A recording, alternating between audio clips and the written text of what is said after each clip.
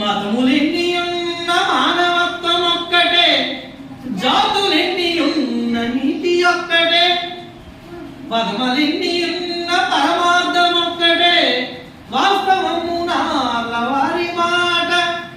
చూడండి చూడండి, మతములెన్ని ఉన్న మానవత్వం ఒకటే. ఎన్ని మతాలు ఉన్నాయి, ఎన్నో మతాలు ఉన్నా మానవత్వం, తోటి వ్యక్తిని ప్రేమించండి, తోటి వ్యక్తిని గౌరవించండి, అందరు మంచిని కోరండి అని చెప్తాయి. రెండోది, జాతులెన్ని ఉన్న నీతి ఒకటే.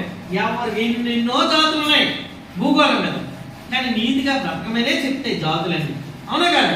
అలాగే పదములెన్ని ఉన్న పరమార్థం ఒకటే. ఎన్ని కావ్యాలు ఉన్నా, ఎన్ని పుస్తకాలు ఉన్నా, ఎన్ని నవలలు ఉన్నా పరమార్థంగా తోటి వ్యక్తిని ప్రేమించండి, తోటి వ్యక్తిని గౌరవించండి, తోటి వాళ్ళతో సఖ్యతగా ప్రేమగా గౌరవంగా బ్రతకండి అని చెప్తే. సో మీరందరూ ప్రేమగా సఖ్యతగా గౌరవంగా బ్రతకాలని ఆశపడతారు. బ్రతుకుతారుగా.